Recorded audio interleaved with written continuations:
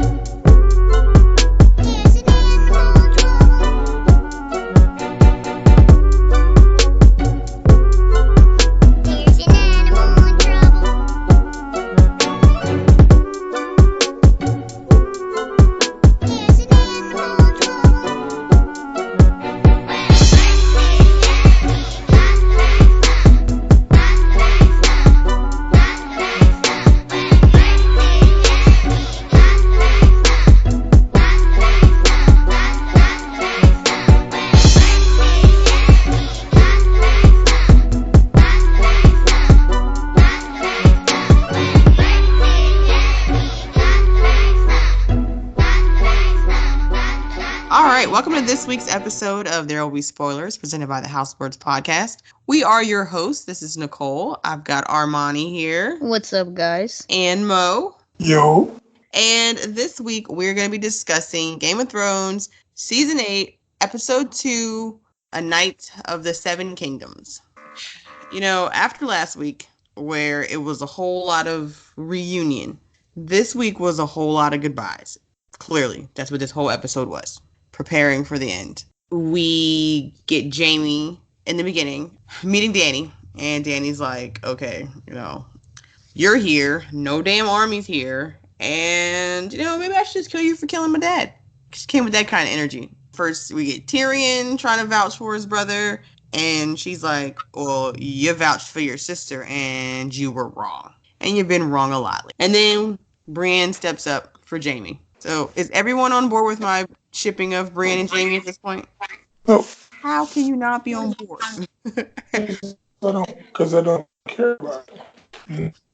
If you had to line up Game of Thrones couples, they're like right on. I would want Tormund and Brienne before I want Jaime and Brienne. Really? Yeah. I would ship Tormund and Brienne.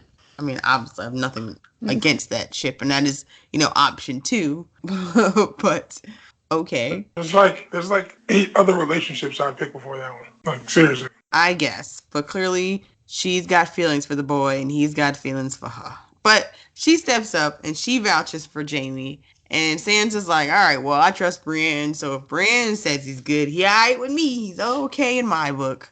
And Dany's looking like, well, what do you say, Jon Snow?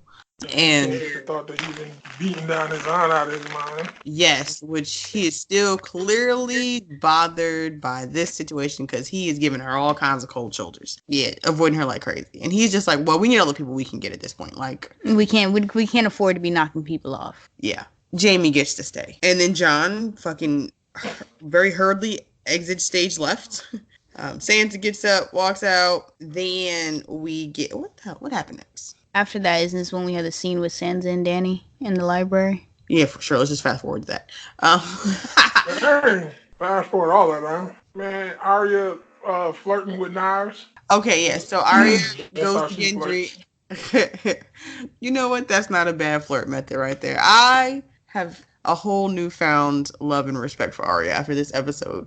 Yeah, she goes to Gendry and she's like, "Where's my weapon at, homie?" And he's like, I got okay, other things to do. I'm busy. He's like, you don't need it right now. yeah. And then Right. she shows him her knife work, And he and was like, "Oh, maybe I need to make you that weapon. My bad." yeah, I'll get on right on that. And she's like, "Yeah, you do that."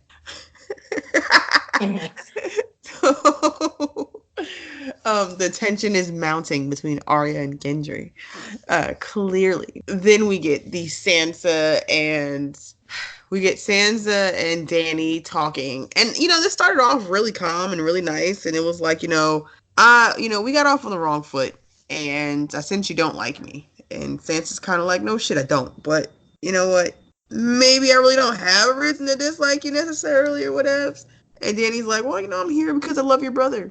And who fooled whom? Because I followed him here. I abandoned all that I've wanted for my entire life to come here and fight John's war. So, which was a very good point.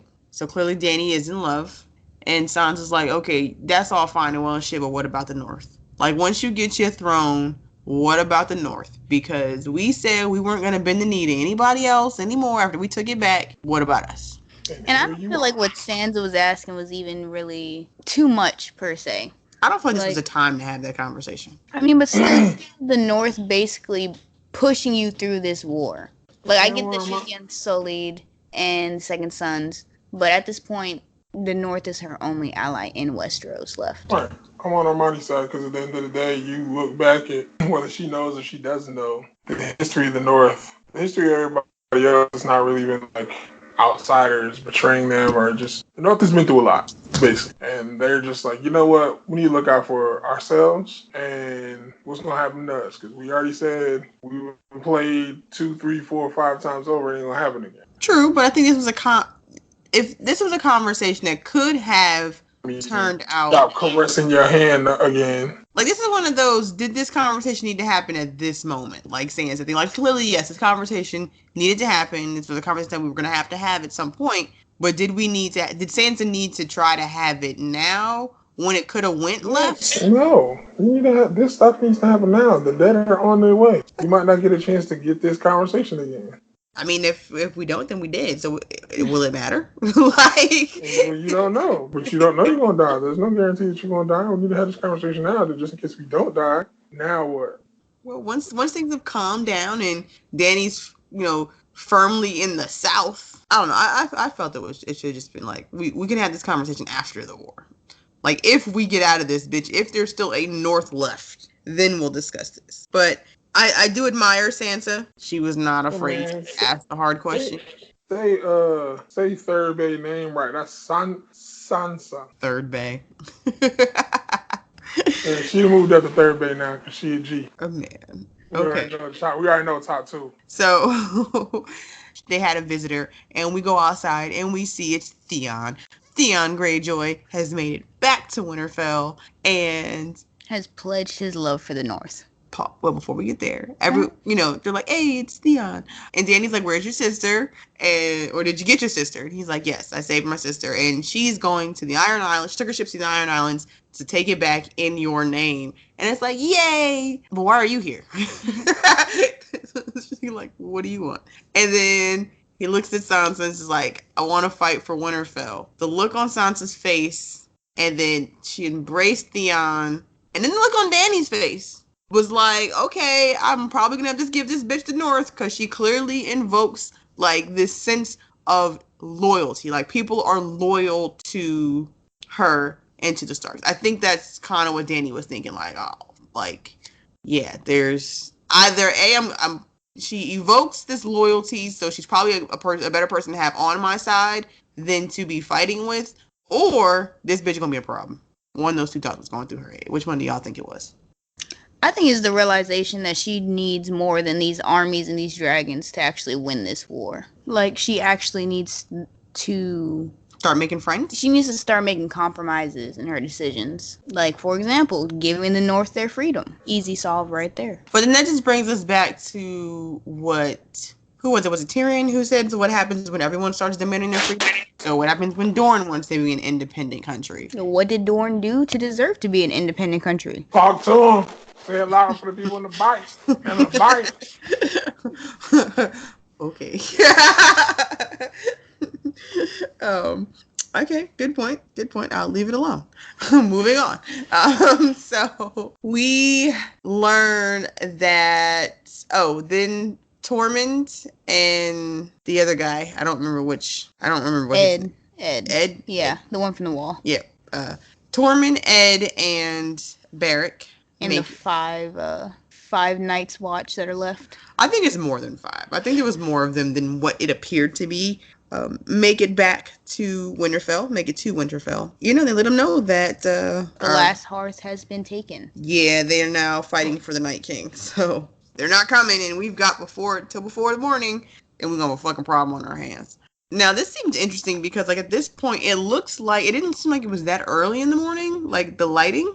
And then when they go inside to have their meeting about what they were gonna do, which didn't tell anybody what we were gonna do. Like this meeting, I left thinking, okay, so what's the plan? Other than die, like just try to survive. Like the plan is to fight. That's it. Okay, like that seemed like that was literally just a plan. It's like don't die, try not to die. Everybody try their best, and we'll get through this. Yeah, protect Bran because Bran's gonna use himself as bait to lure the Night King in. And we're going to let Theon protect Bran. So that's the plan. Theon and the Ironborn are going to protect Bran against the Night King. Fail. Exactly. See, we say that. I don't feel like the Night King is going to go to Winterfell. I feel like he's going to fly right over and he's going to be like King's Landing. We're going to get back to this because I have seen a theory about this and someone mentioned this. Someone messaged me when they sent me Mo's question about, is Dany still bae? And that was also the other question. So shout out to listeners. We do take, suggestions and comments and questions, and we'll talk about them. Are we going to reference that or should I answer that now? No, I think we'll come back to it at the end. We'll come back to it towards the end because that's a deep dive. That's a real true discussion. Let's do it. Fast forward to the rest of this shit. Well, no, okay, we can't really because the name of this episode was A Night in the Seven Kingdoms. And that came about because it starts with Jaime and Tyrion talking. And, they're having their little conversation about how the tables have turned. And their dad would roll over in his grave if he saw that they were now fighting to save Winterfell. His sons were about to die saving Winterfell. And then in comes Brianne, Pod, Tormund. No, Tormund came in last. Well, Tormund. You done named everybody. So Tormund and the Onion Knight. Oh, yeah. Sir Davos. So now we have this nice little round table of folk. And they're just chit-chatting and drinking. And we find out how Tormund became Tormund Giantsbane. Nursed. Okay, he said he was 10 years old when this giant was feeding him. So him and Liza Aaron's son have a lot in common. All right. Okay, I'm glad. So let's get to the shit. Do you feel the same way about Tormund? Do you feel about little whatchamacallit? I'm glad you asked because I am out here the only person in the world caping for Robin Aaron to have a come up, it seems. So you hope he parallels Tormund? No, let's not get crazy. That was some hidden gem right there. Hot take. Robin Aaron is going to have a come up, and he gonna come back in here, and he gonna ride up in this bitch with some Knights of the Vale, and gonna take out and get murdered. Probably so. I mean, we can add him to the body count, but he gonna come back up in here with a glow up, Glow up to go down real fast. He wouldn't be the first guy. He wouldn't be the first one. Yeah, Tormund has a hole in his lip because he doesn't know how to drink stuff without dropping it all over himself. It was a cute moment. It was cute. It was, Brienne. It's Tormund trying to show up Jaime to get Brienne's attention, and everyone's looking like, okay, this is interesting. Everyone's looking like, who brought him? Who asked him to come here? Whose man is this? And then when they're, talking, and he's like, you're not a sir. At first I was thinking, okay, did he think Brienne was a man? This got weird quick. And then I realized when he was like, no, the sir part was for the knight. And she's like, no, I can't be a knight. She telling Pod, I don't want to be a knight. Pod's like, we all know you want to be a knight. Mm-hmm. And Jamie's like, I can knight you. At this point, I don't understand how anyone could not be on board with this relationship, but come on, I'm not going to keep beating a dead horse. Still aren't. The horse is still getting his ass beat. You want to Yes, Jamie knights Brienne. Everyone's excited, and it's a great moment. And to me, it just sealed Brienne's fate. Her arc has been completed, so she's out of here. Yeah, like this was like, yay, fuck. Brienne's gonna die. Because we don't just name a whole ass episode after somebody.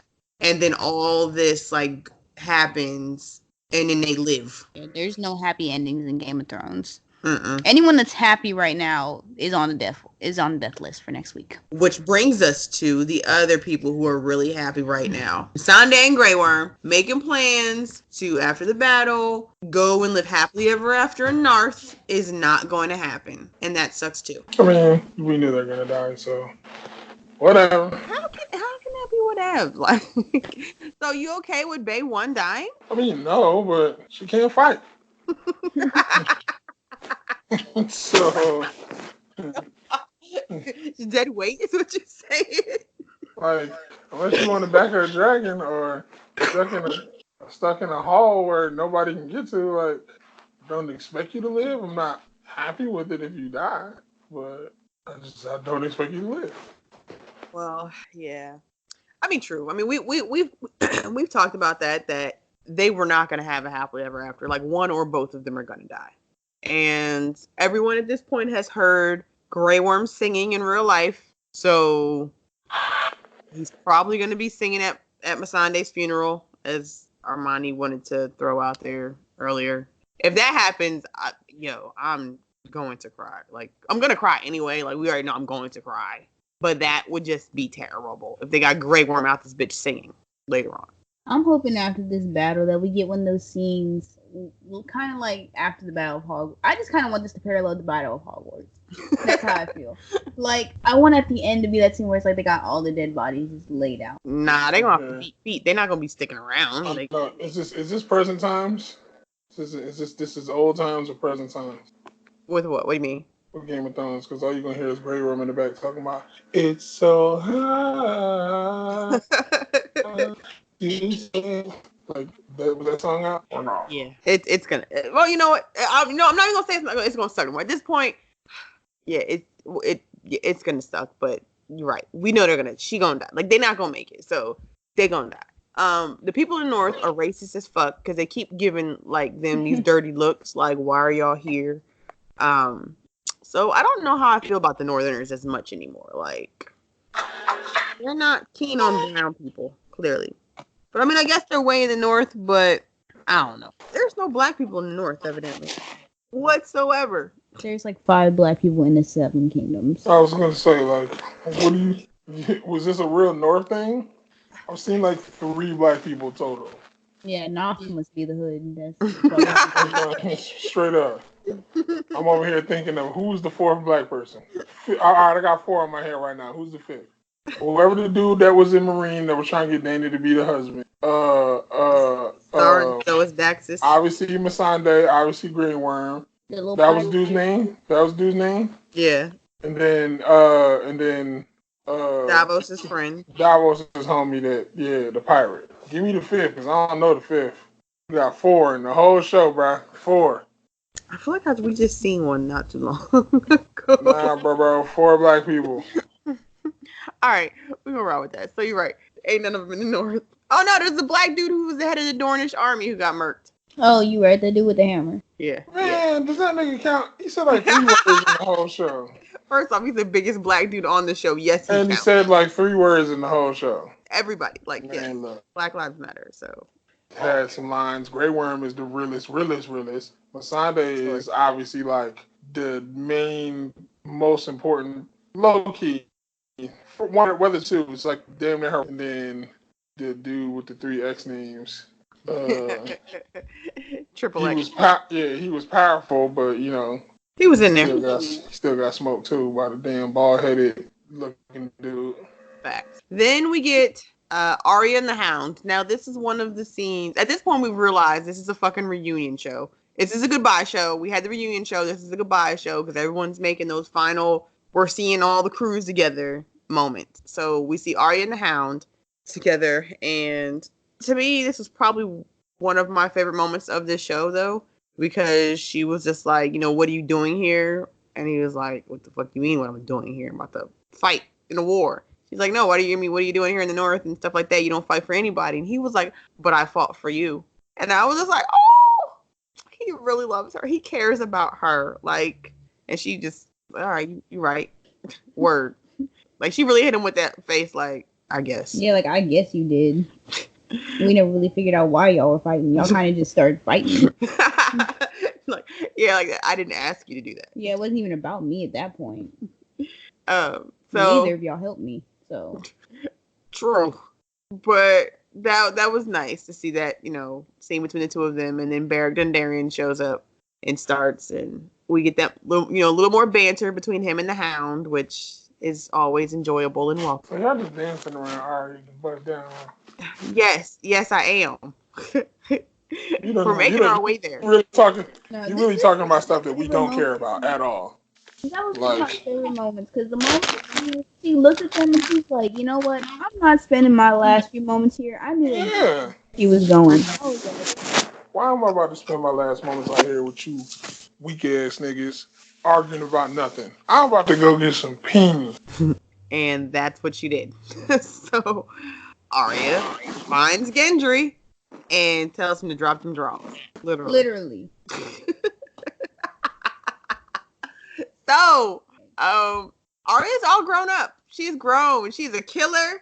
She a drinker. And now she out here having sex. Listen, whack sex apparently, because when they showed her laying in the bed afterwards, she did not look enthused. It was her first time. I mean, she doesn't have anything to compare it to. So, yeah. I love that there was people who were legitimately, like, in an uproar about this, about her having sex. It's like, she been out here murdering people, forced the dude to eat his sons, baking people in pies, slitting dudes' throats, slitting children's throats. Like, she's killed children. Like, she don't deserve a little downtime, a little self-care. It just shows you, like, in a real conversation, like, how ass backwards society is. Like, she could murk a nigga, she could slit a nigga throat and hold his head as he's dying. But she could simulate a bust down. There was no sex scene because clearly they're gonna cut it off. Because she is the youngest person on the show that's been in a sex scene. I think she's like, in real life, she's like, what, like 21 or 22?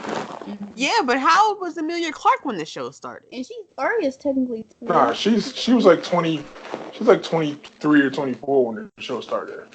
Like, she's in her 30s. I mean, shit, she was, episode 1, she was full frontal naked. They didn't even show Arya's boobs. It was like side boob blurred out. I think it's one of those things where it's kind of like we watched Arya grow up on this show, so it's like... And I mean, I'm okay with it. Believe me, I did not want to see more than what we saw. Like, I'm okay just knowing it happened. It was time. I didn't want my girl to die a virgin anyway. So who's dying? Her or Gendry? I say Gendry's dying. Arya's pregnant. Oh, that would be crazy. Oh, I don't even think I want that. Like, I want the joining of the Baratheons and the Starks, but I don't think I want Arya popping out no kids after the war. I ain't ready for that. Oh, that thought had not crossed my mind. All the pregnant people, I mean, right now the only pregnant person I'm worried about is Dany. But yeah, that had, I honestly, I will survive, but I feel like in all these pairings we've seen tonight, at least one person in all these groups is going to die. And then in the big group pairing that we had, I think, actually, you know what?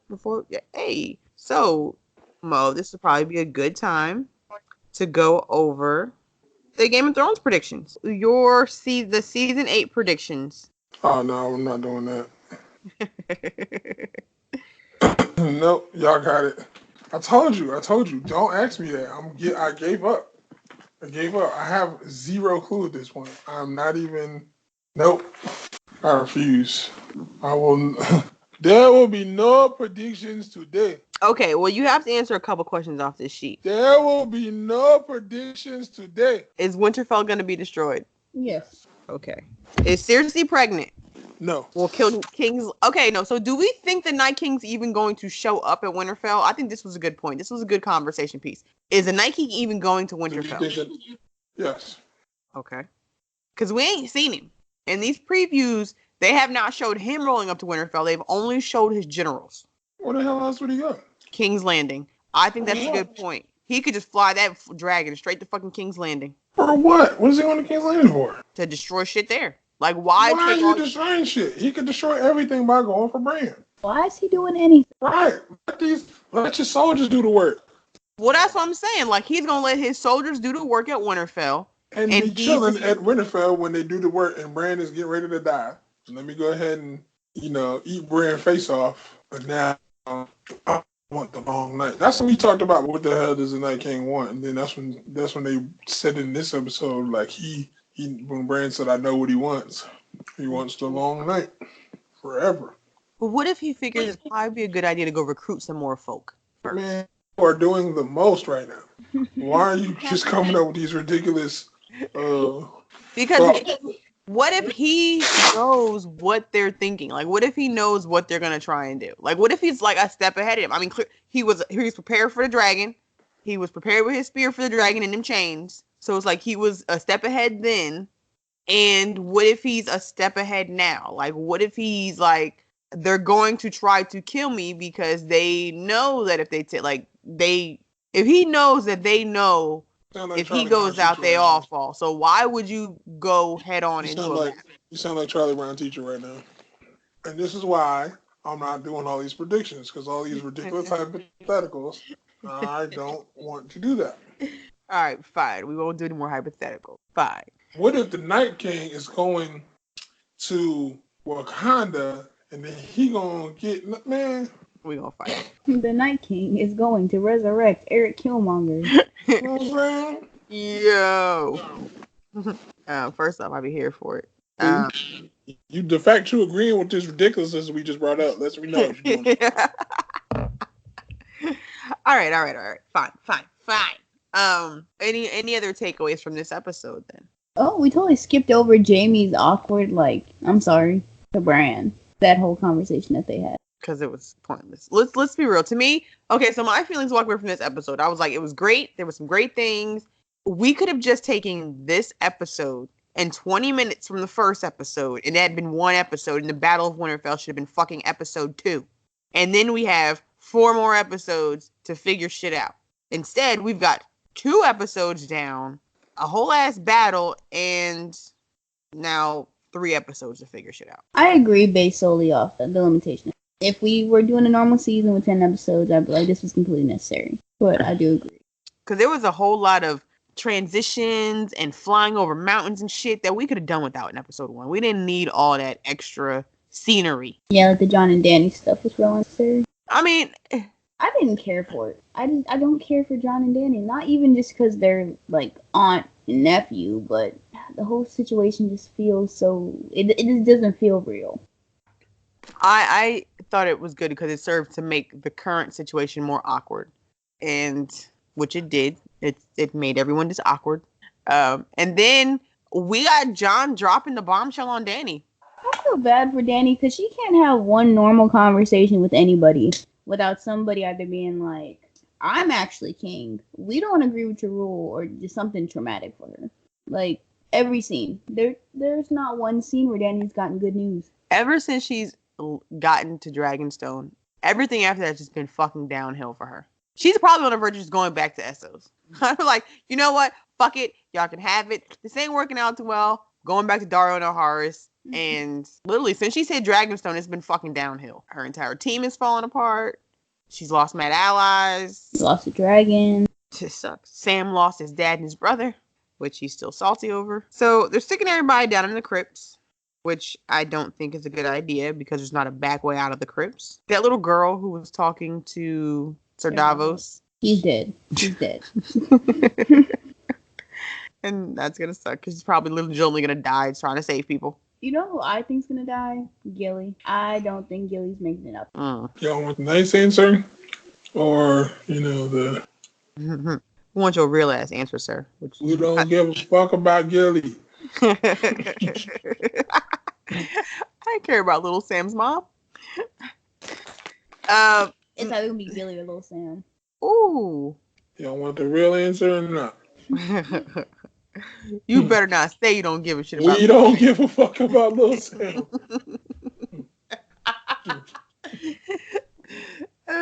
Okay, so someone that we truth be told, if they died in the first part of the episode, would y'all be sad? Hell no, y'all wouldn't be sad. Nah, it'd be like another death I just experienced this week that I didn't give a fuck about. Yo, you would shoulder shrug the hell out them 2 deaths. Word. Okay, yes, but one person whom we do care about, little Lyanna Mormont, who told Jorah that she's going to battle. She's not going to sit in no crypt. She's about to be out here fighting with her people. I didn't like that. I didn't like that at all. What? You didn't like that? No. What, you think she should be in the crypts? We must save her at all costs. I don't care where she at. She don't need to be on no front lines. Again, there's no fucking plan here. Like, 0. So nobody is safe. Let's be real. Nobody's fucking safe at this point. But we got Mad Dragonglass. We got Mad Valyrian Steel. We got 2 dragons. And 2 dragons. This episode was just a whole lot of things and stuff. It was pretty. It was nice. And we got the bombshell that we've been waiting for. I'm glad that didn't get drug out any further, because if that had got drug out past episode 2, I probably would have been irritated, to be real. So I'm glad Dany knows. But I love that she's like, I don't give a, like, she didn't give a shit that he was her family. She just like, you're not getting that throne though. Yeah, like, so if you're the last male Targaryen, you have a claim to the Iron Throne. And he's looking like, that's what you worried about right now? Like, John's like, I don't even want it. He's trying to figure out how to keep his relationship going. And she worried about a throne. So, which I'm okay with. Yeah, that's, I don't know. Anything else? Any other feelings, thoughts, comments, concerns about this episode? No, I did see this thing, though, that said that John's the only person that keeps trying to quit his job and find out how overqualified he is for it. That's accurate as fuck. John don't want none of this shit. John doesn't even want to be alive at this point. Like, y'all should have left me dead. Simone, what are you thinking? What do you, other than making predictions that you're not gonna make? You want my prediction? Yeah. Niggas gonna die. I think you're right. Your prediction is going to happen. Faux show. I am here for it. All of it. At this point, I don't give a fuck. Somebody gotta die. Dang, Abbott. Oh, somebody don't. She got me mad about 2 episodes, setting up character arcs, and showing up relationships, and then just like you said, on these fake ass goodbyes, and this is our last night and whatever. Like, I don't care.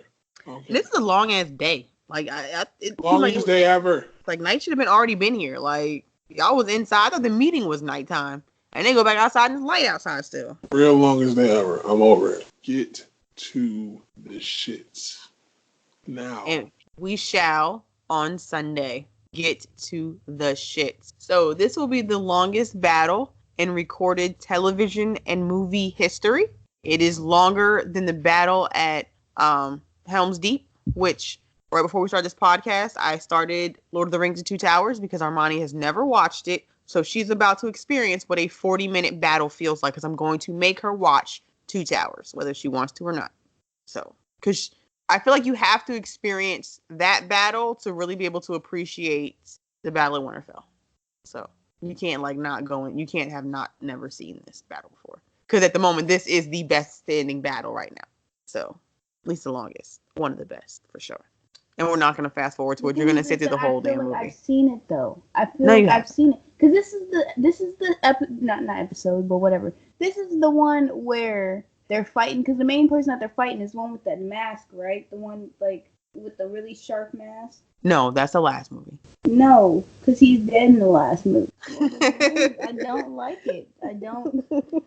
All right. Well, then, since I think we're done with this episode of Game of Thrones, next episode, obviously, we'll be covering with the shits.